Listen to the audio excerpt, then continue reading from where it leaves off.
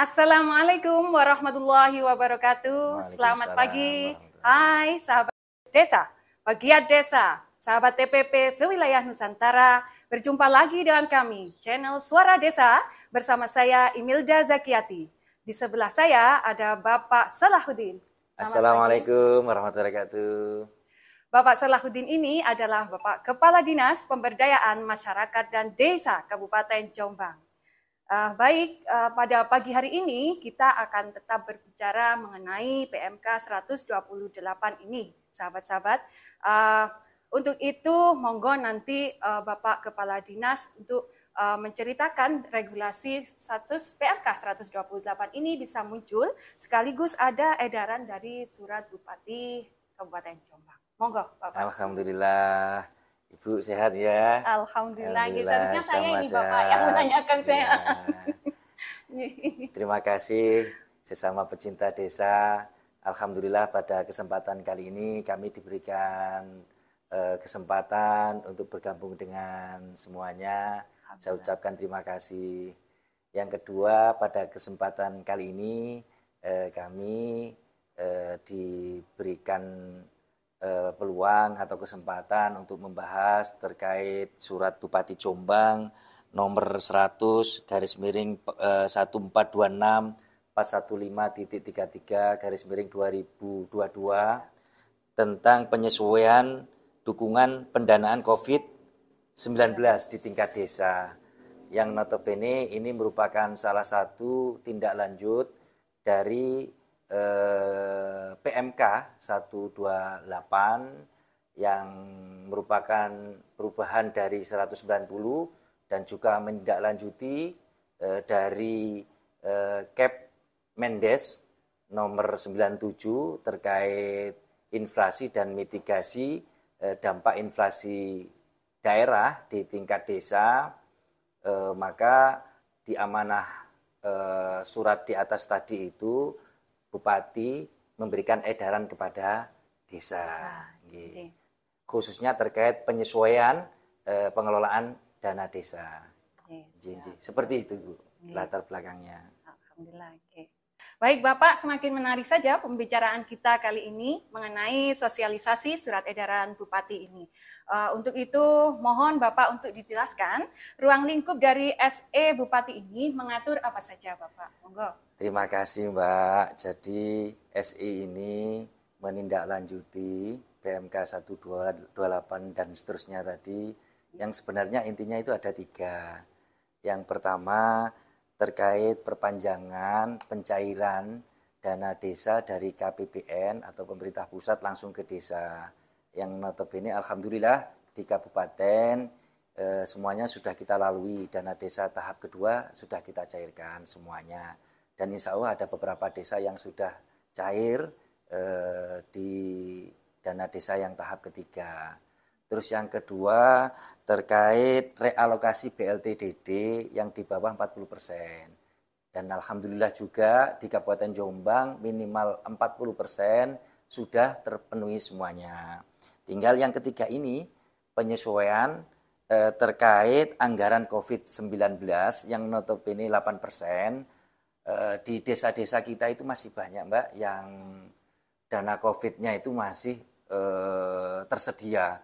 Malah masih ada yang masih utuh. Karena memang kejadian di semua desa, jadi ada pasien dan sebagainya yang selama ini memang sangat menurun, dan ada 1-2 desa yang terkonfirmasi COVID. Tapi kita sendiri itu, desa sendiri itu sulit ini menganggarkan di yang mana gitu kan. Akhirnya desa-desa itu banyak yang menanyakan, dan alhamdulillah dengan adanya SE ini, dengan adanya surat edaran Bupati ini, bisa memperjelas desa-desa untuk menganggarkan penyesuaian untuk dana yang lain. Terus yang kedua, karena penyesuaian anggaran COVID ini ada hubungannya dengan zonasi COVID-19 yang notabene juga harus kita pertimbangkan. Terus yang kedua, COVID ini masih ada, Sehingga kami di tingkat kabupaten, kebijakan pemerintah Kabupaten Jombang ini masih harus ada anggaran yang tetap disediakan untuk COVID. Sehingga dengan level-level zonasi yang ada, mulai dari zona hijau, zona kuning, zona oranye, dan zona merah, ini ada level masing-masing. Salah satu contoh kalau zona hijau, karena COVID itu masih ada, paling besar yang bisa disesuaikan dengan anggaran yang ada itu nanti 6%. Jadi sisa 2% itu masih dialokasikan untuk COVID-19. Zona kuning itu nanti maksimal yang akan disesuaikan itu 4%.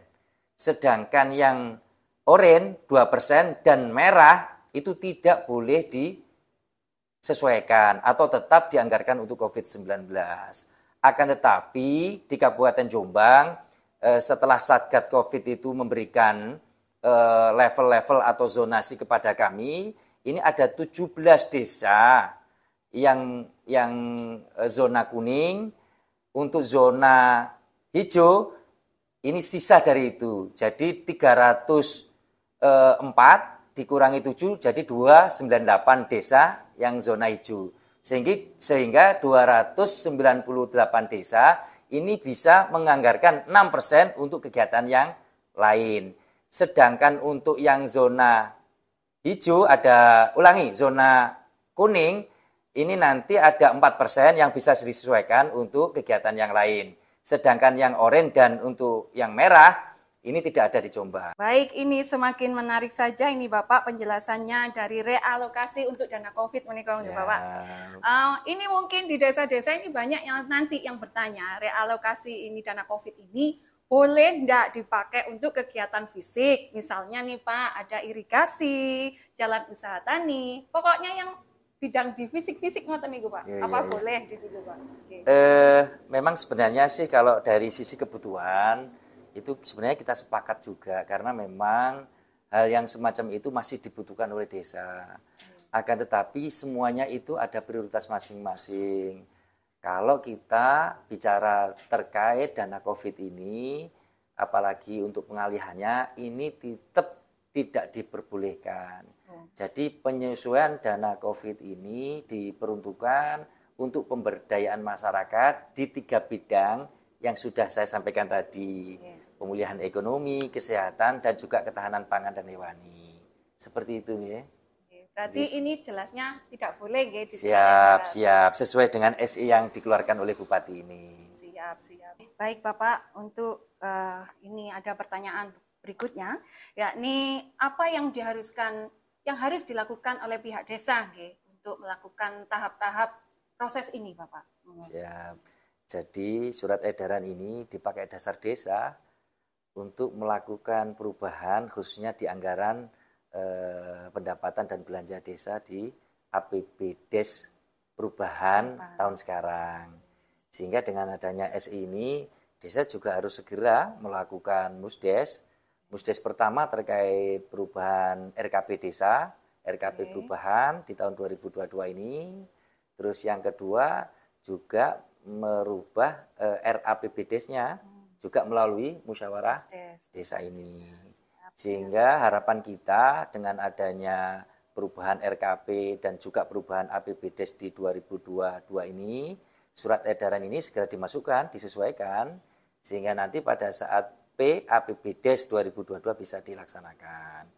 Terus yang kedua, tidak lupa kalah pentingnya, bahwasanya di desa itu di tahun 2021 terkait COVID ini juga ada yang silpa.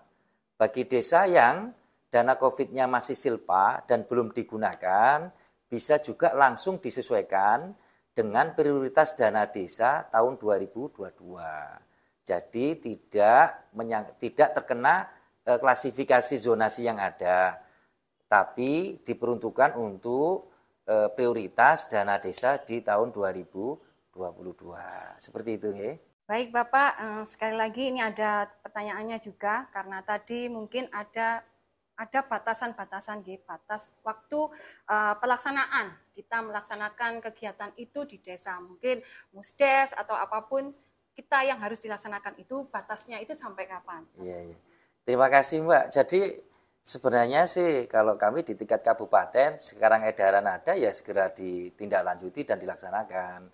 Tapi memang secara logis bahwasanya batas itu juga harus kita jelaskan juga sehingga kalau ada desa-desa yang gelandor, yang lambat, juga ada batasan. Insya Allah memang betul kita batasi sampai tanggal 7 sehingga harapan kita mulai Pak Camat di situ juga dibantu oleh pendamping desa, pendamping lapangan desa juga. Ini nyuntulung jadi satu, ayo kita bantu desa untuk segera melaksanakan SI ini. Dan alhamdulillah kami ucapkan terima kasih juga kepada tenaga ahli TPP yang ada di Kabupaten Jombang. Salah satu kebijakan terkait SI ini merupakan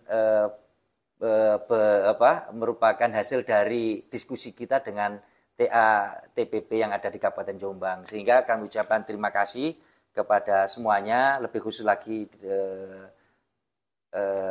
tenaga ahli TPP yang ada di Kabupaten Jombang. Semoga saja kita diberikan kesehatan, kelancaran, dan semua harapan kita bisa terkabulkan. Amin. Terima kasih. Nun sewu Bapak, tadi Bapak menyebutkan tanggal 7. Kalau sekarang ini kan sudah akhir September, ya. Berarti tanggal 7 itu 7 Oktober. 7 Oktober 2022. Berarti betul. kita sesegera mungkin ya Bapak, biar kita tidak ketinggalan nih. Siap.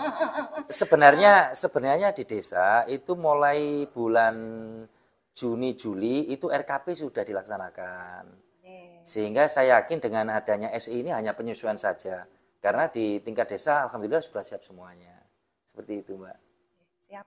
Baik Bapak, setelah tadi dijelaskan dari awal sampai akhir ya Bapak, sangat gamblang sekali.